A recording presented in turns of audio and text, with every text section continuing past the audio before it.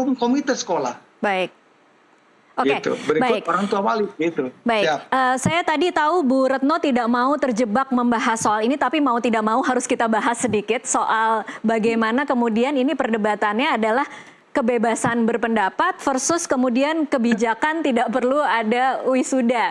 Jadi kemudian kalau kemudian dihadapkan dengan dua komponen ini, mana sebenarnya yang harusnya ditempuh ketika kemudian kita memiliki ada satu video viral yang seperti ini yang membuka ruang diskusi, apakah memang perlu dilarang atau sebenarnya ini sebenarnya bisa kemudian menjadi kebijakan masing-masing sekolah atau masing-masing individu, masing-masing orang tua, atau seperti apa sebenarnya? Mungkin saya ke Bu Retno lagi. Iya, pertama saya sepakat gitu ya dengan Kang D ya, yang anggota Komisi 5 ya Pak dari DPR Jawa Barat gitu. Ya, pertama tuh menurut saya adalah aturan. Jadi kita harus berdiri di atas aturan.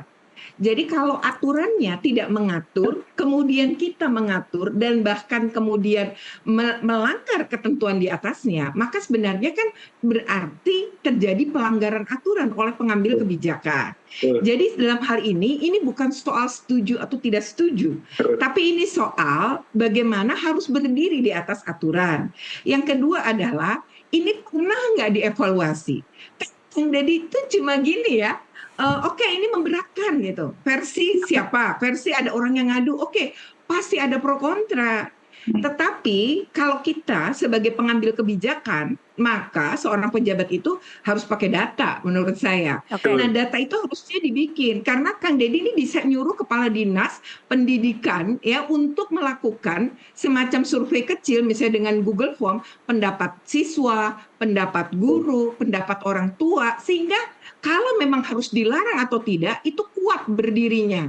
Nah, menurut saya ini kan kurang mendengar dan ketika ada yang berbeda seolah menyerang, padahal menurut saya enggak. Baik, gitu. Saya ingin ke Pak Dede lagi, Pak Dede. Tapi kalau di DPRD Jawa Barat sendiri, ada tidak sih kemudian sekelompok masyarakat yang kemudian mengeluhkan bahwa ada pungutan untuk wisuda dan perpisahan? Adakah seperti itu selama ini?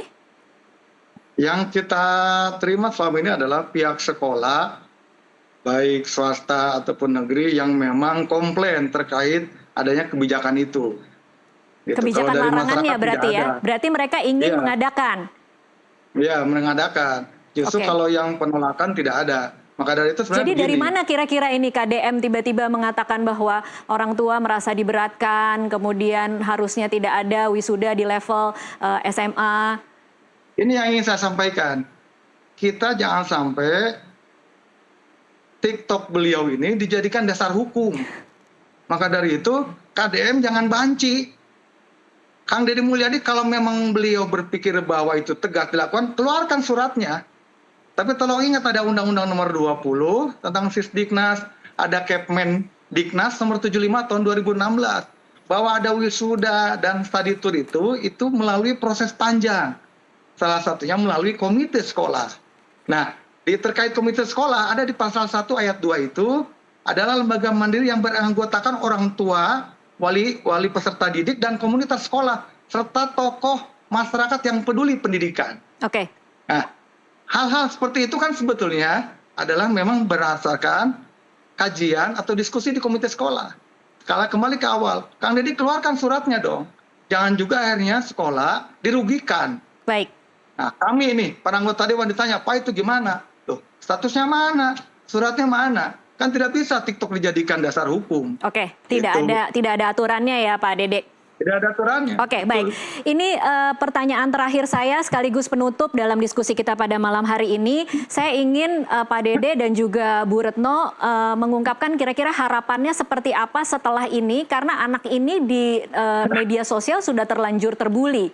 Jadi apa kira-kira harapan dari Bu Retno dan Pak Dede kelanjutan setelah anak ini tereksploitasi dengan cara yang sangat cukup mengerikan ya untuk ukuran anak-anak, karena kemudian semua data-datanya dibuka dan narasinya memang sangat tidak menguntungkan untuk anak ini. Bu Retno dulu mungkin. Ya, pertama kita semua ini harus punya cara pandang perlindungan anak dan perspektif anak, ya, serta psikologi perkembangan anak. Nah, ini kita betul-betul tidak melindungi, ya. Jadi ini berdampak sangat buruk, bahkan kepada mungkin keluarga dan saudara-saudara si anak ini sendiri. Nah, menurut saya ini konteks yang harus dipahami dan melalui Nusantara TV, ya. Saya rasa ini penting sebagai sebuah edukasi kepada masyarakat. Jadi kita harus memandang anak sebagaimana manusia yang belum dewasa dan pada posisi dia, ya, sebagai anak. Yang kedua, menurut saya kebijakan apapun boleh, tapi kebijakan publik itu punya syarat-syarat, dan syarat-syarat ini tampaknya belum dipenuhi. Nah, lalu yang ketiga atau yang terakhir, saya berharap bahwa ini harus didengar misalnya dengan cara usulan masyarakat. Misalnya gini, study tour kalau kepentingannya pembelajaran itu ada loh di dalam kurikulum dan ada dalam peraturan kementerian. Jadi sebenarnya boleh, kayak misalnya bagaimana sejarah, anak-anak boleh belajar di museum. Atau misalnya tentang alam, anak-anak boleh mengunjungi hutan di sekitar wilayahnya. Jadi sebenarnya bisa, dan itu adalah dalam menunjang, jangan belajar di kelas aja gitu. Jadi nggak bisa juga dianggap disamaratakan semua, tidak. Nah, makanya di sini penting dialog, mendengarkan dan mengumpulkan data kepada para pihak sehingga ada dua sisi, ya, bukan hanya netizen saja yang menilai. Netizen aja yang menilai kebanyakan tidak berasal dari Jawa Barat loh. Oke. Kalau saya lihat Iya. di media sosial juga, ya, Mbak, ya. Oke, saya pikir itu. Oke, Pak Dede terakhir. Oke, pertama begini, saya menyampaikan turut berduka mungkin ya bagi anak ini karena akhirnya jadi korban bulian. Satu hal yang ingin saya sampaikan, tolong Kang Deddy Mulyadi harus juga merubah polanya dengan siapa berhadapan, kategorinya bagaimana, umurnya gimana, pendidikannya gimana. Karena menurut saya banyak TikTok beliau yang akhirnya seolah begitu menyerang gitu kan. Satu. Yang kedua, dengan gaya beliau seperti ini, sebetulnya ada beberapa kewenangan yang akhirnya dilewati oleh beliau. Bisa saja contoh itu kewenangan bupati, kewenangan wali kota, kewenangan disdik contoh, tapi dilewati sama beliau. Tolong diingat, kita adalah negara kesatuan berbentuk republik yang terdiri dari nasional, pemerintahan pusat, gubernur, dan kabupaten kota.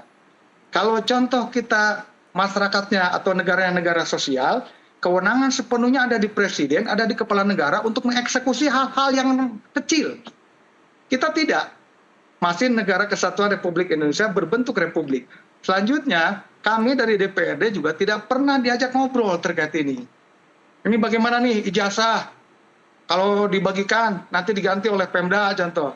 Terus ini bagaimana study tour? Hanya karena bermuara dari kasus Depok, kecelakaan 11 orang yang meninggal itu, siswa, akhirnya mencuat gitu kan. Nah, kami dari DPRD, Boyao diajak rembuk itu terkait hal ini. Karena RPJMD beliau juga itu melibatkan kami sebagai penyelenggara pemerintahan. Baik. Itu mungkin yang ingin saya sampaikan. Terima kasih. Baik, terima kasih Pak Dede Chandra dan Ibu Retno Listiarti untuk waktunya bersama kami di NTV Prime. Dan pemirsa, diskusi tadi sekaligus menutup jumpa kita dalam NTV Prime kali ini. Mewakili seluruh kerabat kerja yang bertugas, saya Tasya Litmila undur diri. Terima kasih atas perhatian Anda. Sampai jumpa.